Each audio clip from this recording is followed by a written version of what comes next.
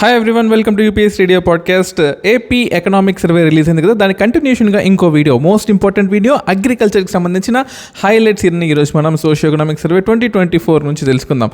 మన ఆంధ్రప్రదేశ్లో food grain cultivation area 33.32 lakh hectares ఉందన్నమాట. కానీ మీరు అనుకోవచ్చు, అయ్యో చాలా ఉంది కదా అని చెప్పేసి. లాస్ట్ ఇయర్తో కంపేర్ చేసుకుంటే 9.5% తగ్గిపోయింది. This is so sad. మన అన్నం కూడా తగ్గిపోయింది. అవుట్పుట్ ఎంత ఉంది అంటే 146.65 lakh tons ఉందన్నమాట. మీరు ఇక్కడ చూడొచ్చు 146.65. ఇది కూడా బాగుందనుకోవచ్చు, కానీ లాస్ట్ ఇయర్తో కంపేర్ చేసుకుంటే 12% తగ్గింది. అంటే ఫుడ్, మనం తినే ఫుడ్ కూడా 12%, ఏరియా 9.5% తగ్గిపోయింది. ఇటువంటివి చాలా చాలా ఇంపార్టెంట్. అంటే పాత గవర్నమెంట్ని బ్లేమ్ చేయడానికి కొత్త గవర్నమెంట్ ఎప్పుడు ఇటువంటి వాటి మీద బిట్స్ ఇచ్చే అవకాశం ఉంటుందన్నమాట.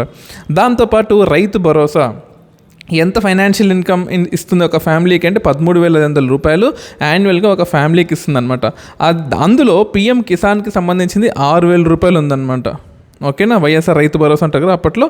సో ఇటువంటివి ఇలాంటివి అంటే వైఎస్ఆర్ రైతు భరోసాలో పిఎం కిసాన్ నుంచి ఎంత వస్తుంది, ఎన్ని ఇన్స్టాల్మెంట్లో వస్తుంది, 6,000 రూపాయలు వస్తుంది. 3 ఇన్స్టాల్మెంట్స్లో 2,000 ప్రకారం.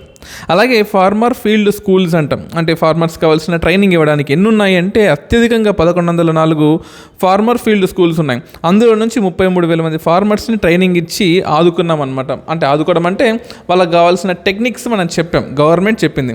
సాయిల్ టెస్టింగ్ మీరు ఇక్కడ చూడొచ్చు, 2.83 lakh శాంపుల్స్ని కలెక్ట్ చేసాం. అంటే ఒక అగ్రికల్చర్ ల్యాండ్లో నుంచి శాంపుల్స్ కలెక్ట్ చేసుకుని దాన్ని అనాలిసిస్ చేస్తాం కదా, అలా 2.83 lakh శాంపుల్స్ కలెక్ట్ చేసుకుంటే ఎన్ని టెస్ట్ చేసామంటే 1.19 lakh మాత్రమే టెస్ట్ చేసాం. అంటే సగం టెస్ట్ చేయలేదు మనం. ఇన్ఫ్యాక్ట్ అలా ఇది కూడా తగ్గిపోయిందనమాట. అంటే ఈ టెస్టింగ్ కూడా బాగా తగ్గిపోయింది. దాంతోపాటు ఫార్మ్ మెకనైజేషన్ అంటాం, అంటే యంత్రాలను వాడి అగ్రికల్చర్లో మంచి అవుట్పుట్ని తీసుకురావడం. యంత్ర సేవా పథకం అని ఒకటి ఉందన్నమాట. ఇందులో 10,956 కమ్యూనిటీ హైరింగ్ సెంటర్స్ ద్వారా ఫార్మర్స్కి కావాల్సిన ట్రాక్టర్లు కావచ్చు, మిషనరీ కావచ్చు, sowing machines, harvesting machines, spraying machines, drones కూడా వాళ్ళకి ఇప్పిస్తూ ఉన్నాం. ఇది కూడా చాలా ఇంపార్టెంట్. దాంతోపాటు అగ్రికల్చరల్ క్రెడిట్ అని ఉంటుందన్నమాట. ఈ అగ్రికల్చరల్ క్రెడిట్ ఏంటంటే 116% ఆఫ్ ద టార్గెట్. మన టార్గెట్ 100 రూపాయలు పెట్టుకుంటే 116 రూపాయలు ఇచ్చాం. సో మన టార్గెట్ ఎంత, మన టార్గెట్ పక్కన పెడితే 2,68,254 కోట్లు అగ్రికల్చరల్ క్రెడిట్ ఇచ్చామంటే గవర్నమెంట్ తరఫున అవ్వచ్చు, బ్యాంక్ తరఫున అవ్వచ్చు, ప్రైవేట్ తరఫున అవ్వచ్చు. సో వీటన్నిటి తరఫున మనం ప్రజలకి అంటే రైతులకి ఇప్పించగలిగాం, గవర్నమెంట్ ఇప్పించగలిగింది. చాలా చాలా ఇంపార్టెంట్. దాంతోపాటు ఏపీ కోఆపరేషన్ బ్యాంక్ ఉంటుంది చూసారా, ఖరీఫ్ సీజన్లో 6,882 కోట్లు, రబీ సీజన్లో 12,971 కోట్లు ఇచ్చారు. ఇందులో ఎందుకు ఇంపార్టెంట్ అని చెప్పానంటే, మీ అందరికీ తెలిసి ఖరీఫ్ పంటలు బాగా పండితే రబీ పంటలు అంత గొప్పగా పండవు, ఎందుకంటే వర్షాలు ఖరీఫ్లో ఎక్కువ ఉంటాయి. కానీ లోన్స్ విషయానికి వస్తే ఖరీఫ్ కన్నా డబుల్ రబీలో ఉందన్నమాట.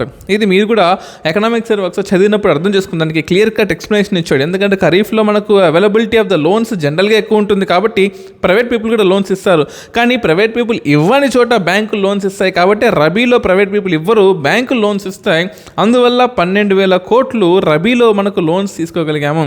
దాంతోపాటు టెనెంట్ ఫార్మర్స్కి 200 కోట్లు ఇచ్చామంటే ల్యాండ్ లేని ఫార్మర్స్ ఉంటారు చూసారా, వాళ్ళకు కూడా 200 కోట్లు ఇచ్చారనమాట. అండ్ అగ్రికల్చర్కి సంబంధించిన మరిన్ని ఇన్పుట్స్ అన్నీ కూడా నెక్స్ట్ వీడియోలో ఉంటాయి. Subscribe to UPSC radio podcast.